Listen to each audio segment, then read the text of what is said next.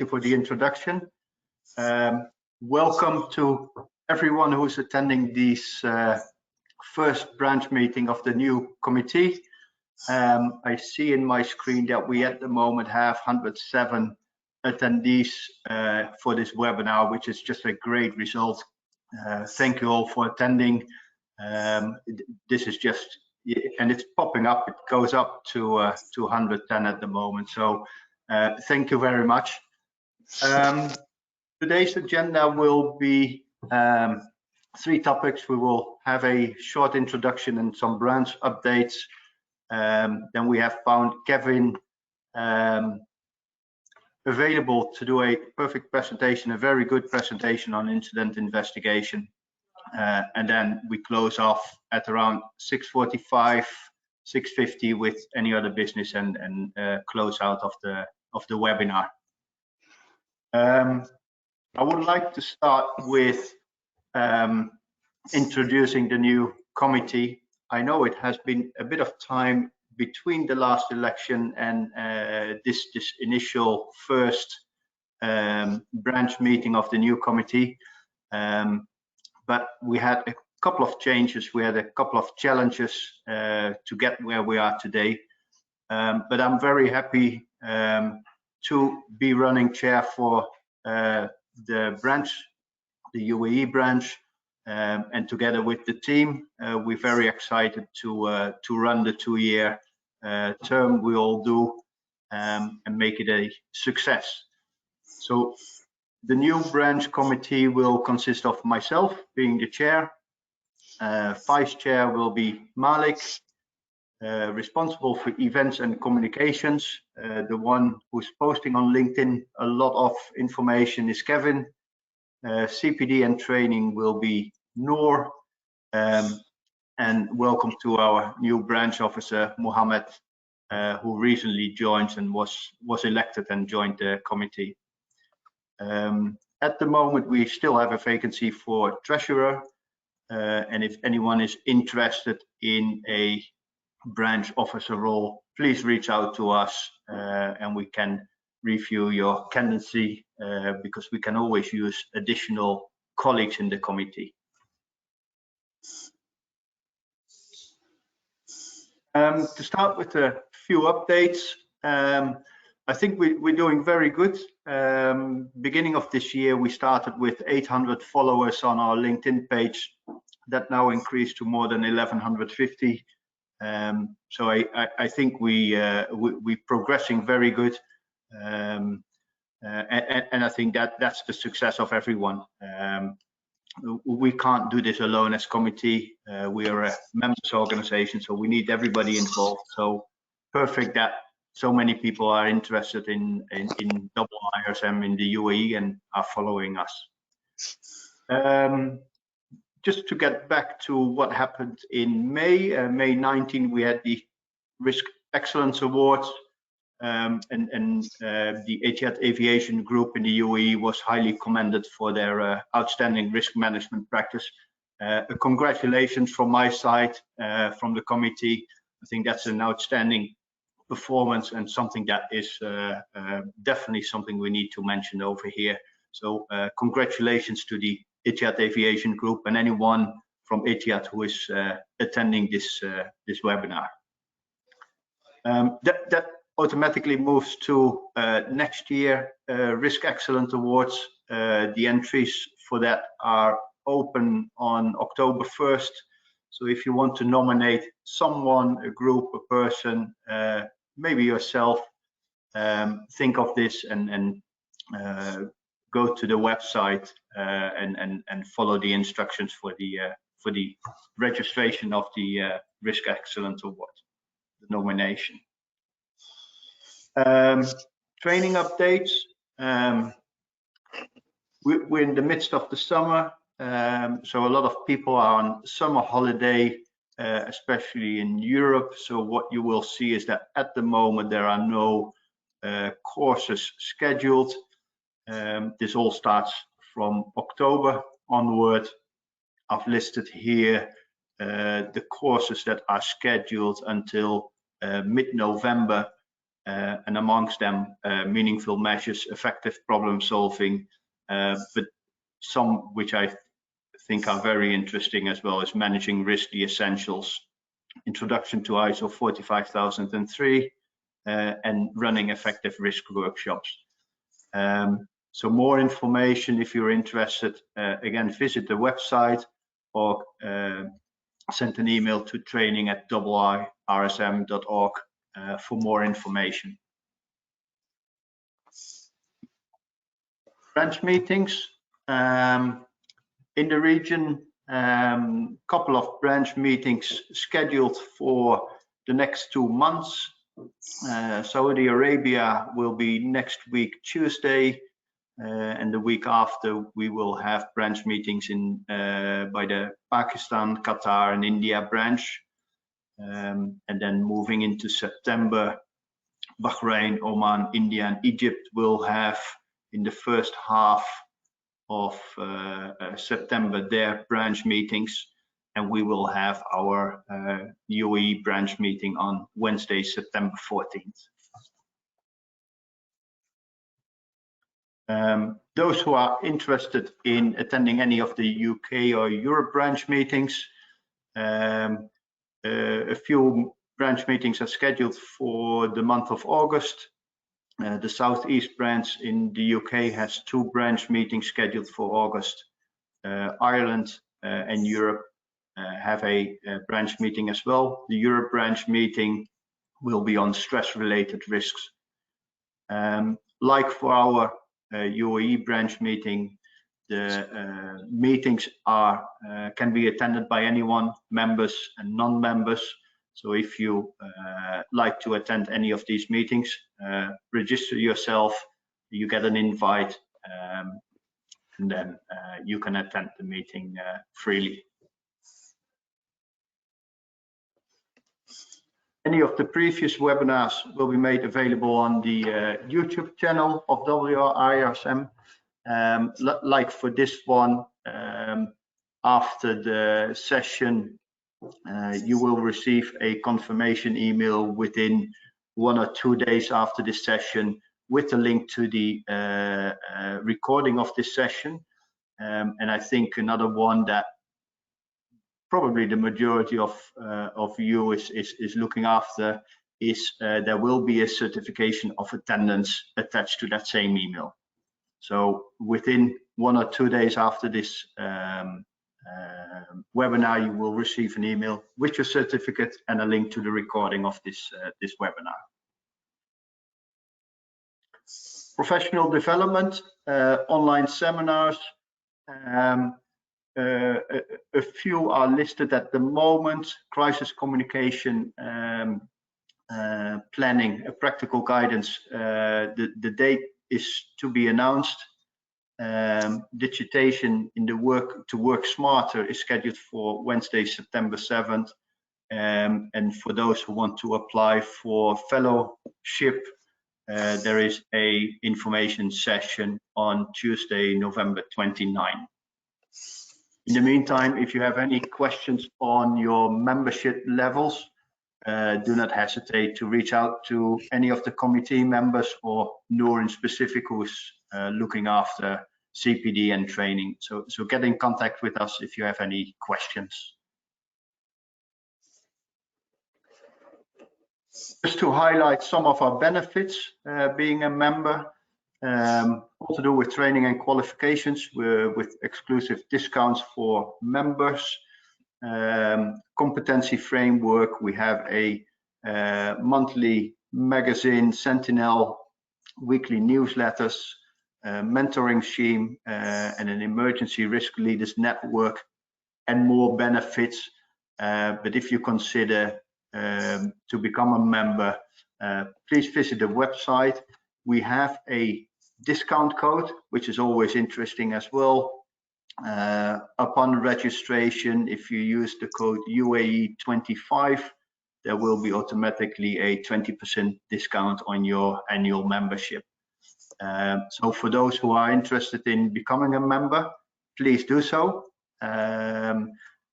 Visit the website, apply the discount code, and get your first benefit out of your membership.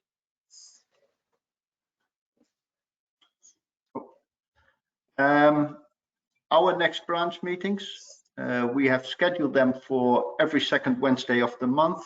So the following will be on September 14th, followed by November 9, December 14th, and we will continue in 2023 with the second Wednesday of the month. At the moment, we are finalizing the content of the webinars. So we will inform you about that in due date.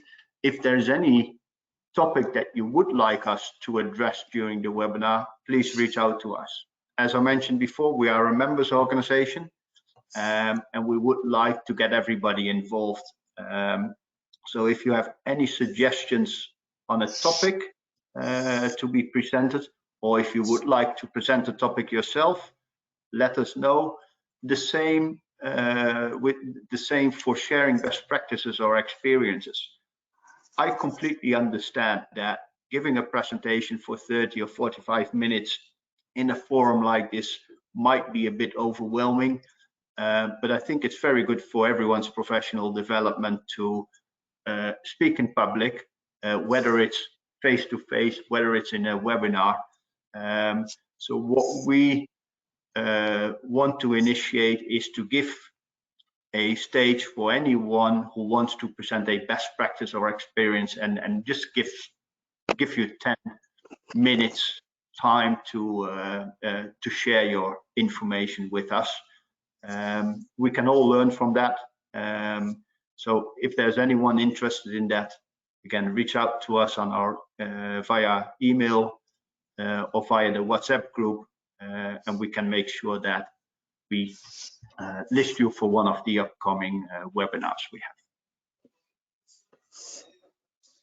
Having said that, I'm through the branch updates, and I would like to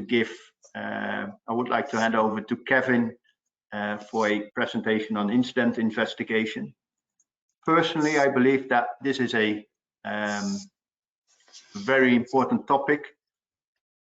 Slowly that the country is opening up, the region is opening up, work may start increasing, but we also see that we have a lot of colleagues, people joining the country searching for a new role, and we all know that there is always a higher chance for new employees to get injured. So I think this investigating incidents is a very much important topic, always, but maybe even more in this time where we have a lot of new employees starting up our businesses again. Kevin, to you. Thank you very much, Branko. Much appreciated. Julie, just a quick check. Are you okay seeing my full screen, Julie? Yes, we can. Everything's perfect. Thank you very much. Good evening, everybody, and welcome to this first of the branch meetings after the voting of the chair, the new chair, and the new committee. Just before we start, obviously, incident investigation is a massive topic. The information in this, okay, is brief, it's directly to the point, but it's only, bear in mind, it's only a short element of incident investigation, which I hope you find useful. This information as well has come from the Health and Safety Executive, OSHAD, and also from local distributors from DM and also from OSHAD in Abu Dhabi. With that said, let's make a start on the presentation. Again, good evening and welcome. So the index tonight, we'll be looking at the definition of terms, the purpose of incident investigation preparedness, okay, or preparation, visiting the incident scene, interviewing witnesses, analysing the evidence, writing the report, and then at conclusion. So definition, let's start. A near miss, as we all know, is any unforeseen event that causes a disruption in the workflows. However, it does not cause an injury or property damage. An accident is an undesired or unplanned event which may cause personal injury, damage to property or equipment, or loss to output. Just so that everyone's aware, for this session, an incident will refer to both a near miss and an accident. Now, before we start looking at near misses and accidents and things like this, we need to understand the difference between an unsafe condition, an unsafe act, a near miss and an accident. So as you can see there, an unsafe condition is where we've got a pallet, which is obviously up on the forklift there with the unstable boxes. An unsafe act is where you've got an employee walking underneath it. A near miss is where items may fall but didn't hit the individual. And an accident is where a person obtained an injury through items falling down or where they've collided with the individual, which has caused an accident itself. So there you've got an unsafe condition, unsafe act, near miss, and accident. What is the purpose of incident investigation? Now, there's quite a few. So what I've done here is I've only listed about 6 of them so you can understand the basis of it. Okay, obviously it's quite simple. It's to prevent any further incidents, okay, from occurring. Quite simple. And it's not to blame or find who's at fault. Okay, so effectively this is not a blame game. We do not blame people for accidents, incidents, near misses. These things happen. So what we do is we have to ensure that we find the root cause of the incident so we can put controls in place to prevent a similar incident from happening again.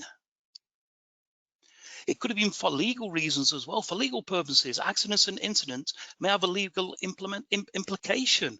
For example, in Abu Dhabi, you need to report accidents. We need to report them. Okay, in Dubai as well, if you have an incident, severe incident, you need to report them in Dubai as well. And obviously in the UK, you've got the RIDDOR system where people need to know. So there is a legal implication into incident investigation and the purpose behind it. It also to improve employees' morale, to help create a positive work environment. And it doesn't just help the employees to build the morale, but it also helps within the company itself. So everyone sees a positive environment for working in. The findings of the investigation should be recorded and kept on file. However, these findings should not be used to discipline anybody. We need to understand this, and it's vital. Unfortunately, we do have incidents, we do have accidents. What we do is learn from them with lessons learned. Okay, we do not use the blame game. And it's also to encourage individuals to report all incidents, and it also encourages witnesses to tell investigators everything they know about the incident itself. If we treat people in the right way when we are investigating incidents, you'll get that information back. Don't automatically start jumping to conclusions and pointing fingers. The fact the majority of accidents are usually forecasted by near misses in the workplace. Investigating all incidents, be them a near miss or an accident, can eliminate the causes. Note, unless causes are eliminated, then a similar incident will likely occur in the future.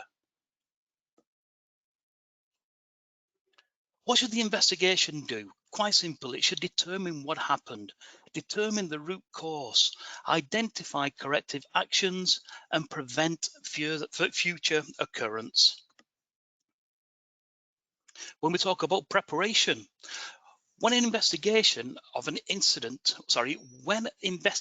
incident, time is our worst enemy. There should be very little time between the occurrence of the incident and the investigation. The preparation before an incident occurs is necessary to make sure that all your resources are available. Preparation of any incident investigation is just as important as the investigation itself. The investigation team. This should, wherever possible, include the following members. It should have senior members of management involved, 100%. Employees from the areas who are not involved in the incident. Maintenance manager or employees, the safety manager or the senior safety officer. Safety committee members, if applicable, if you have a safety committee. And then last but not least, we should also include a subject matter expert. Essential investigation equipment. Quite simple. Have a writing pad and a clipboard, a digital camera, a straight edge ruler. And people say, why do we need a ruler for?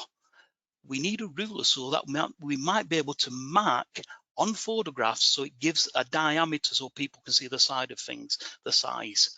A tape measure, preferably 100 meters, so that way then we can measure the distance as well of where the incident may have occurred. Also, graph paper, this can be used for sketching and so forth if you're any good at sketching. When visiting the scene, when it comes to the incident investigation, it's important to note that speed is vital.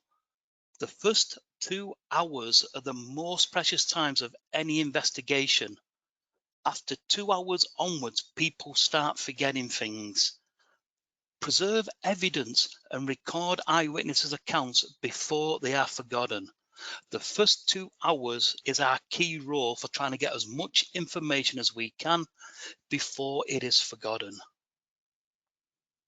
Task at the scene. Number 1, without any shadow of a doubt, make sure the area is safe for you and others to enter the area. If you've got 1 casualty, 2 casualties, whatever, you joining in is just going to increase the casualties unless the area is safe for you to enter. Ensure that any injured personnel are properly cared for. Before you do anything else, make sure you're okay and the injured person is okay. Please ensure that you also inform management. They need to be informed of the situation. Then we secure the affected area. Identify potential sources of information such as witnesses, even the injured personnel. We also look for evidence as well, so we identify the physical evidence. When I mentioned about the graph paper and so forth and the ruler, if you're good at drawing, also sketch the scene as well. Take photos. Every one of us have a camera, or majority, 99.99% of us have cameras on our phones, so take photographs of the area as well and collect critical evidence that have to be analysed at a later date. If you're able to sketch, like I said, it's important that we put the most important elements into the centre and work our way around it with information. Measure the area and draw the scene as close to scale as possible. Note the position of personnel and evidence. If you can't sketch, obviously a lot of people, like I say, majority have cameras and so forth. Take photos of it. One thing to note, especially here in the UAE, please do not take photos of anybody, okay, and share them with anybody. It is illegal and it's a 500 dirham fine, a 500,000 dirham fine. So please do not take that. Photographs. Take photographs of the general area to get the idea of where the incident took place. After photographing the areas, photograph from specific scene of the incident as well.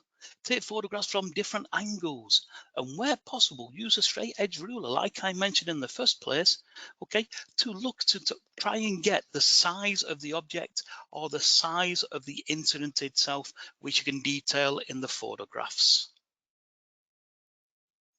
I also mentioned avoid jumping to any conclusions. The most important things is that the facts. We need to have the facts. Don't jump to any conclusions. Don't start shouting and screaming. What they need from you as professionals is people to be calm and steady. So please don't jump to any conclusions. When we talk about interviewing witnesses, once the witnesses have been identified, you need to separate them so they don't lose their individual perception of the incident itself. Have each witness write down what they saw and what happened before, during, and after the incident. Interview witnesses as soon as possible while the incident is still fresh in their minds. Also remember, when it comes to that point 2, have each witness write down what they saw. Please note, it can be in Hindi, it can be in Urdu, it can be in English. As long as it can be translated, and as long as, quite simple, the witness statement, what they give to you, if you're taking the written statement itself, they understand what has been taken, because with all respect to everybody, Not everyone can read properly and not everyone can write properly. So please assist them to take statements as well. And it can be in any language. However, for the purpose of incident reporting, it does need to be translated as well in the individual language and into English as well. The type of witnesses, it's those who actually saw the incident happen and were involved in the incident. It's persons who came to the scene immediately after the incident. It's also personnel who witnessed events leading up to the accident or the incident, I do apologize, and persons who have, experience in the work and the task that was being performed when the incident happened. So we don't just look at one person, we look at a wide range of individuals, what might be able to give us that critical information so that we can get directly to the root cause of what actually happened. Putting witnesses at ease, let them know that the primary goal, in conducting the investigation is to prevent the reoccurrence of a similar incident.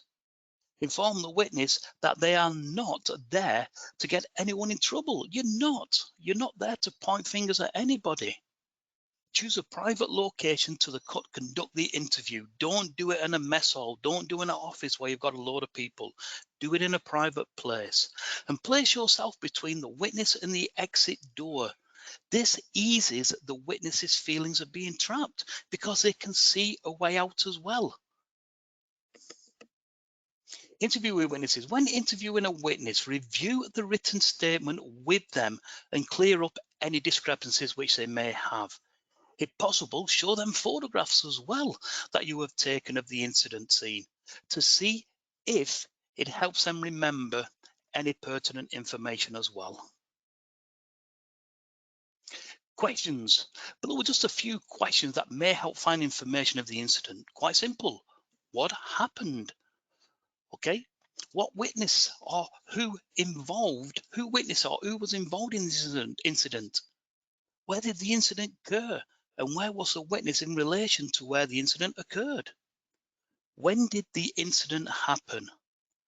By answering the previous questions, you are able to answer why and how the incident happened itself. Open-ended questions. These are vital, Tell me what you saw. Let the witness explain. Tell me about. Let the witness detail. Explain how this job is done. Get the information from the witnesses themselves. Where were you at the time of the incident? Who else saw the incident? These are what are classed as open-ended questions. Common mistakes people do. Please be careful when you're asking questions because these are some of the common mistakes, unfortunately, people do make. Do not ask leading questions. Do you think that? Number one. Do not intimidate the witness. That was a stupid thing to do. All you're going to do then is put them on the defensive straight away. Do not interrupt, Do not introduce, your own personal opinion of the incident. If you wasn't there, don't try and make it up. Let the witnesses explain. Note-taking should not interfere with any interview process. Do not interrupt the witnesses while they are talking. Let them finish. They've got things to say. Let them get it off their chest and tell you. And do not use tape recorders during the interview. This makes people feel very, very uncomfortable. Don't use tape recorders. Analysing evidence, as you can see there. Review the standard operational procedures, Require that maintenance analyzation of the equipment involved. Review equipment manuals, Review witness statements and cross-reference each one of those against. Review the photographs that were taken at the scene. Also, the training records of persons involved in the incident. Review environmental factors, reviewing whether management had enforced the policies and the rules. SOPs. Was a safe work procedure used? Were the appropriate tools used? Was the required PPE used? Were safety devices in place and functioning? These are what we need to review regarding the SOPs. Analysing equipment. Was there any equipment malfunction?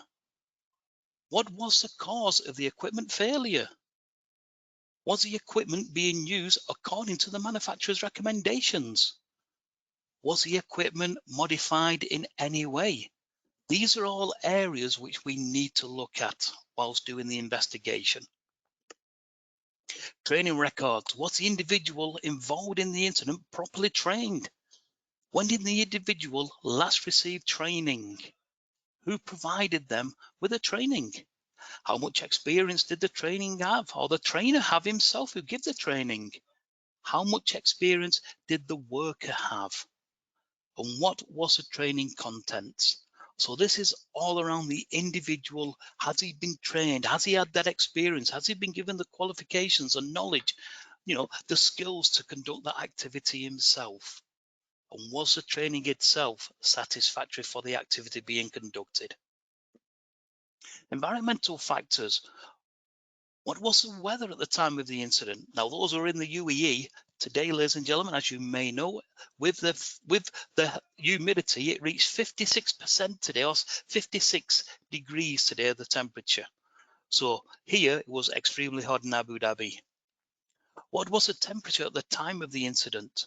What time of day did the incident occur? Any other distractions in the area of the incident itself? These are all classed as environmental factors. Writing the incident report. The intent of the incident report is to effect change, okay, so that a similar incident does not happen again in the future. The report should not place blame. We've mentioned this before. I can't stress that enough. We do not place blame. It should be filed for future reference. The incident report can also be used as a training tool. It's a lessons learned. We can use it as lessons learned where we can educate people as well. It also needs to be noted that the report may also be asked for by insurance companies and by the local statutory authorities. Most incident reports have 6 sections in them. Number 1 being the who, the where, the when. Number 2, description of the incident and what happened. Number 3, the findings. Number 4, the corrective actions and improvements. Number 5, the conclusions. And number 6, which is the appendix. I'm just going to go briefly through all of these now so you understand. Now, understandably, your own incident procedures will have these. It doesn't mean it's in that precise order itself, but these is what we should be looking at to be included in an incident report as a minimum. So the who, the injured parties, the witnesses, the when, the date, the time, the shift, and the where, the location of the incident. This is one of the elements which we need to include in the report itself. Moving on to section 2, the description of the incident. What happened before the incident? What happened during the incident? And what happened after the incident? Number 3, the findings. The immediate cause. The most obvious reason why an adverse event happened, e.g. the guard was missing, the employer slipped. Then we go into the underlining cause, which is less obvious, the system or the organizational, the reasons for the adverse happening. And then we go into the root cause itself, okay? The root cause, this is the one which we need to find. And majority of all root causes usually come down to, generally it's management, it's planning, or it's an organizational failure. So these are the 3 areas which we look at where we find the facts for. The immediate cause being number 1, the underlying cause, and then the root cause. Myself and what we use within my company is called the 5 why system. The why, the why, the why, the why, the why. Corrective action, section 4. So corrective action. How was the hazardous condition, okay, that directly caused the incident will, okay, be eliminated, and that the target date of the action will be completed? So we need to have a corrective action in place. system implementation itself, or improvements, should I say, improvements to the procedures and the policies that indirectly cause the incident and the target date for these improvements to be implemented. So this is section 4 out of 6. Moving on to section 5, which is a conclusion. If we know the cost and your company require the cost in the incident report itself, we put an estimated cost of the incident. We put the name of the person who's going to be responsible for implementing the corrective actions and system improvements. And we put a description of the intended results of the positive impact of suggested change. We also ensure that the date of the corrective actions and system improvements have been implemented and that results of these actions. This is also the date the report is closed. Number 6, the appendix itself. What do we need to attach to appendix? We need to attach any printouts of all the photographs taken. If you've done a sketch of the area itself, we need to attach the sketch of the scene itself. So we need to attach that. Any witness statements which have been taken also need to be attached to the appendix, and the investigation notes, the findings, these need to be attached. Finally, for an incident investigation process to be effective, management must have a plan in place for implementing the corrective actions and making system improvements. This is vital. Management must also periodically evaluate the quality of the incident investigation process to make sure that it is still effective. And trainings itself. We need to ensure that after any training, any persons involved re-go training. It is vital. For more information on incident investigation, always check your own company procedures, because your companies will have procedures in place for incident investigation. Always use those. If you don't have them and you need assistance, please contact your local statutory authority. If you're in Dubai, obviously speak to Dubai Municipality, or if you're in Abu Dhabi, speak to OSHA, Occupational Safety Health Abu Dhabi. A great read if you want to learn more as well is HSG 245, Investigating Accidents and Incidents. Now this is from the Health and Safety Executive as well, as you can see there, put that down as well. So please look on the HSE website as well. And then you've got the Occupational Safety and Health Administration, OSHA, which is from the US base itself. Individuals are also part of groups and professional bodies. Please feel free to reach out for any assistance which you may need, any information, and work together so that we can try and eliminate incidents, especially the ones which are stupid. On that, I would like to say any questions, and thank you very much indeed for your time today. Like I said, that was a brief introduction of incident investigation, and please reach out to anybody for assistance moving forward. Thank you very much. Right, Thank we you. do have. Oh, sorry, Branko, you first.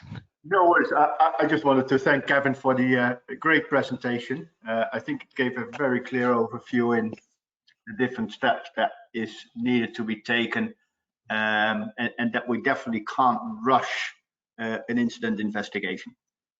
So thank you very much, Gavin. Pleasure. Thank you very much, Branko.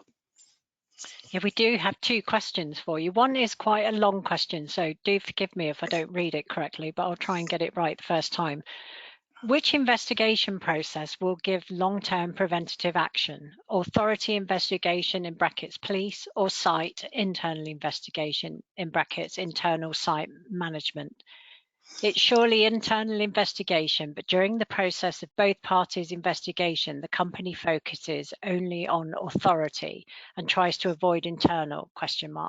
One important thing during the process of investigation, the first person removed from the site is the HSE person who is already directly involved in the site. Would you provide your best advice in this situation, please? Yeah, by all means, and it's a fantastic question. I've been in the UAE now for 17 years. I've been in both Dubai and Abu Dhabi, so I know the different scenarios which we do have. If there's any form of incident on the site itself, what happens with the local authorities? They ask for 10 pieces of documentations. One of them pieces of documentation is a person's Emirates ID card. The best way around this is obviously quite simple. When we look at health and safety on any site which we have, don't forget it's important you remember this. The site manager, the site director, the project director, the contract manager, wherever it may be, okay, the person who is the most senior are ultimately accountable for health and safety on the site.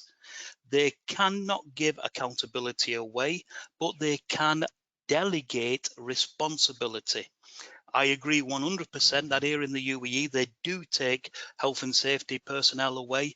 Reason being because they are usually the first persons who are at the scene itself who the police speak to. The only advice I can give for this, and this is me speaking personally from my own experience, yes, we assist any authorities at any documentation they require. However, we also have senior members of management who can also do exactly the same as what we do as health and safety professionals by giving their Emirates ID into the authorities. So it's up to individual companies and the way that your management treat individual employees, especially the safety team. For me, the safety officer, the safety manager, these are the guys who are doing the majority of the work on the site, and they should not be held accountable for things which have gone wrong on the site. So therefore, it's up to the individual companies to ensure that they're strong enough to have somebody there, be it manager, whichever wise, who can take that accountability and the responsibility of standing up for the safety team itself and giving their Emirates ID in. As regarding the question of incident investigation, when the police come down and do an investigation themselves, this obviously scares a lot of people on the site. They ask for these 10 pieces of documentation, which include your training records, your risk assessment, your method statements, various things like this. What we do in the site itself can sometimes be more important because working with the individual employees on the site, they see us working for the greater good and not to blame anybody. And I kept emphasizing that point, that we do not point fingers. We do it quite simple because we want to respect the individuals and also work with the companies. The police do it because they have to. It's part of their role. So we do it for moral reasons itself. We do it for legal requirements. It could even be for the insurance, but we also use it for training.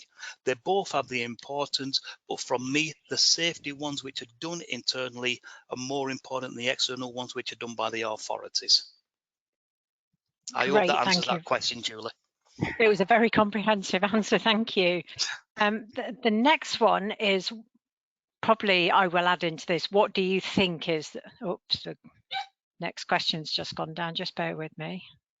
Questions coming in thick and fast. What do you think is the best incident investigation technique, and why is this so? Right, I'm just going to put my camera on so people can see me, if that's okay. So let me just flick my camera on here. So just give me a second. I've just turned my camera off. There we go. Right, can you repeat that question, please? Sorry, Julie, I do apologise. Yeah, sorry for the interruption. What I'm going to add in front of this, what do you think is the best incident investigation technique, and why is it so? The most important thing for me is the 5 whys. Quite simple. Now, people have different mechanisms in finding the root causes. Using the 5 why system, I've always found that you come down to the answer itself of why the incident occurred. Unfortunately, as I mentioned in the presentation, it could be managerial, it could be organizational. Unfortunately, there is a reason behind what happened. We need to get to that root cause. And for me, using a 5 why system for everything we do is one of the most important tools and techniques you can use in an incident investigation. Great, thank you. This one says, great session. Is OSHAD back? I don't know if that means anything to Right, you. yeah. OSHAD is Occupational Safety Health Abu Dhabi. Yes, OSHAD is back. I saw a couple of weeks ago that they was looking at the registration as well for the practitioner courses as well. Branko, you may have a little bit more information on this. I'm not too sure, but yes, OSHAD is back. It's still operational. It's cooking with gas, and a lot of companies might have seen emails and text messages coming out now, especially in Abu Dhabi, saying you need to have your company registered with OSHAD, and they started pushing on this now. Just to let people know, there's 60,000 individual companies across Abu Dhabi alone. To do 60,000 is a lot of people, but they are back and they are starting cracking down, especially on the management system. Great, thank you. It will take some time though before they. Oh yeah. We've got loads of questions here, so let's see how far we can go in the hour. Do we have to conduct root cause analysis for unsafe act and unsafe condition? Right. When you look at it, what is an unsafe condition? An unsafe condition is, like you saw on the picture there, you've got something which is not safe. Okay. Why is it not safe? So we have to look back at why is it not safe? Was it put there by accident? Was it put there by mistake? Was it put there deliberately? The only way you can get to this reason is by looking at the reason what caused it to happen in the first place. An unsafe condition is, like you saw on the forklift lifting up an unbalanced load itself. An unsafe fact is where you've got individuals who do not pay attention to the safety around their area, or they may not even be aware of that danger itself. So what we have to do is get rid of the unsafe conditions first. So for me personally, we look at it, we need to analyze it and try and make the unsafe conditions, reduce them, eliminate them, get them out of the way. The only way you can do that is by conducting an investigation. It needs to be written, but you need to analyze and look why we got that condition wrong in the first place. Okay, great, thank you. I'm going to add, what do you think in front of this one again is more important to control that can lead to, let me try that again. Which one is more important to control that can lead to be a root cause for serious incidents, in brackets, unsafe condition or unsafe act? Right, well, the unsafe condition itself is where you have something which is not in a safe condition itself. The unsafe fact might be a person who knows of an incident, or sorry, who knows of a condition, but he takes risks, he takes shortcuts and so forth. An unsafe condition might be an unloaded or an uneven loaded pallet itself. The person who walks underneath that might be doing it because he's aware of it, but there again, he might not be aware of it. For me, the unsafe act is very, very dangerous. The unsafe condition we can rectify, put right to try and eliminate it happening again. But unfortunately, it comes down to behavioural and attitude of individuals as well, which can also cause the unsafe act to occur as well. So looking at the unsafe act is vital to change the attitude, the mannerism, and the behaviour of individuals. Great, thank you. So the next question is, what is the difference between OSHA incident statistics reports and ANSI, ANSI incident statistics report? It's very difficult to say those. Yeah, that's a good question. Maybe Branko can answer that one. I don't want to get into the statistical details itself. If you have any questions or querying regarding OSHAD, I recommend that you go onto their website itself, especially if you're registered. If you're not, you can go onto the OSHA SF register and look at there. You've got all the information, which has got all the elements and mechanisms, the COPs itself.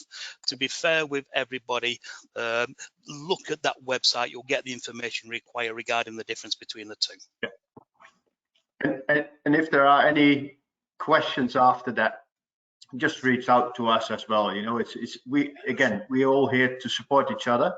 But yeah, have a look at the website, see if the information is there. If you still have questions, reach out to any of the committee members or on the WhatsApp group. I've seen lately a lot of questions asked on the WhatsApp group, and colleagues, members who are at the WhatsApp group answering the questions. I think this is a very good source of information and information sharing.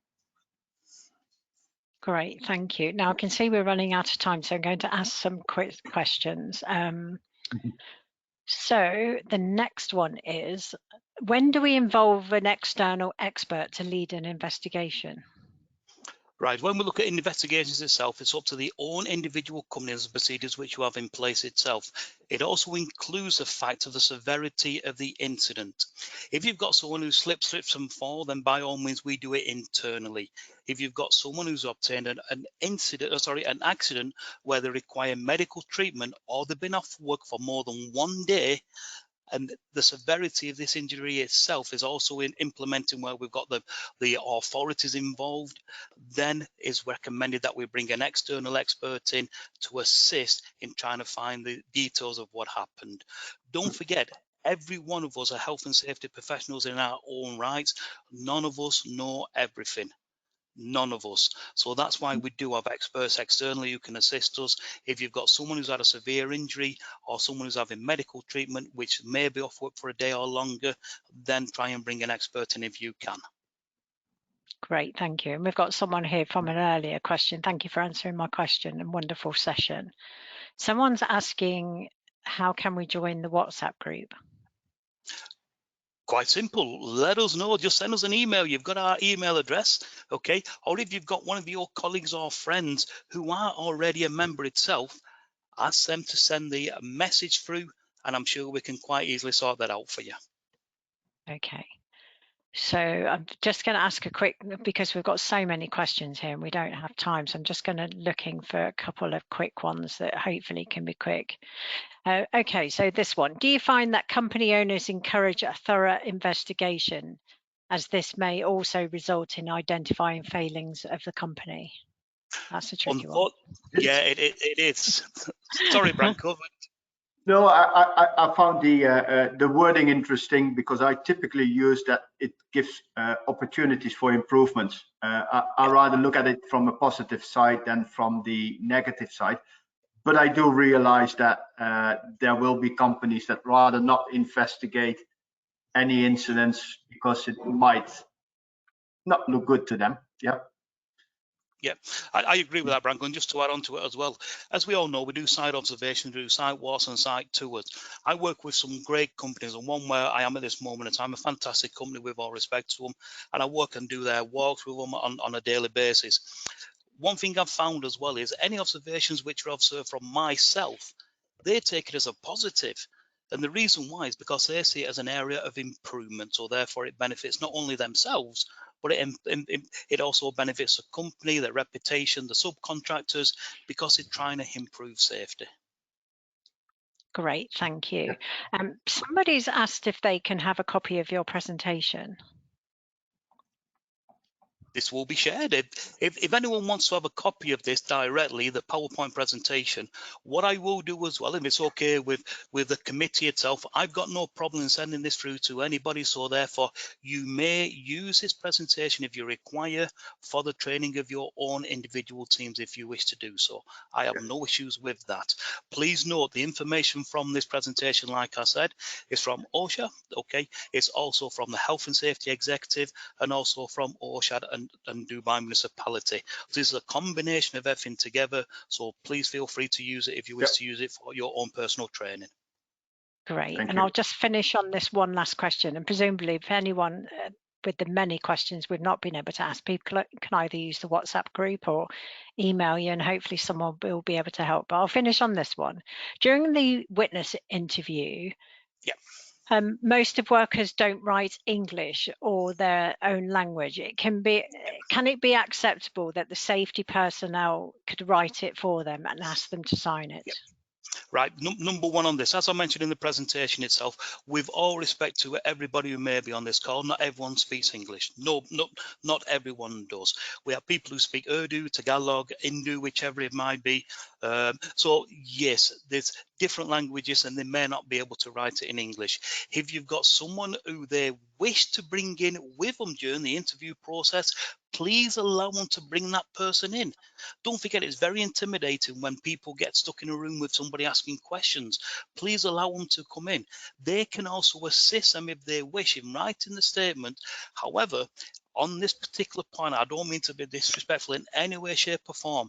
Make sure that the person who is doing the interview also understands the same language, communicates in the same language, so that they also understand which is being written down, so that it makes it clear for everyone to understand. Once you've got that in the national language itself, or the individual language, with all respect, I do apologize. Once you've got that, it then can be translated to English, and therefore it is then read out by the persons who's brought a nominated person with them, so that it agrees with the original statement which was given, and then signed off by the individual witness itself. Please don't just quite simple say, well, if you can't write it, don't matter, just tell me about it. Always try and take a statement, be it in their own language, which can be translated, but they need to understand which has been translated as well. So yes, that is very possible, and yes, you can do that. That's a really good point. Thank you, Kevin. If anybody wants access to the WhatsApp group, or they don't have the UAE address, they can contact me at branches@rrsm.org. So if you need anything, just message me and I'll pass it on to the committee. So we've literally got so many questions, but we don't have time for them this evening. So I'm going to hand back over to Branko for thanks and closing comments. Branko. Thank you, Julie. I'll go to camera, Branko. Let me see, I just...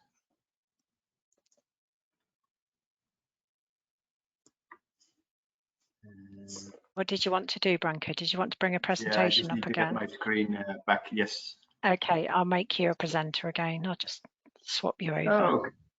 Yeah.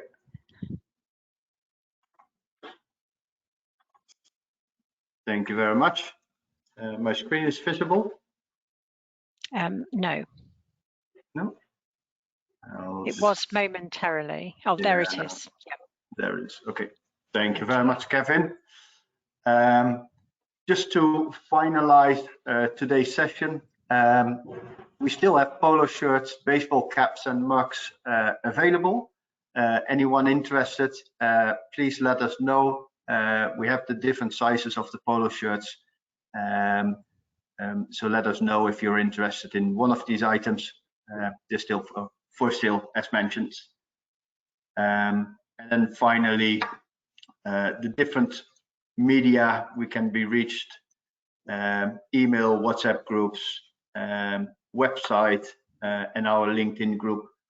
So please use any of these options to get in contact with us if you have any questions. As Kevin mentioned, he will share his presentation so that it will be available for everyone. A recording of this session will be available tomorrow or the day after tomorrow. And as mentioned before, anyone who attended this session will receive an email with the link to the recording and a certificate of attendance.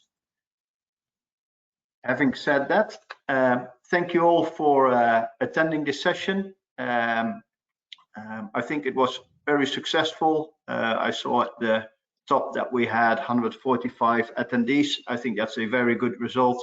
Very happy with that. I hope to see you all again back in September on the 14th, and we will share in the short term what the topic will be. If anyone has a suggestion, let us know as well.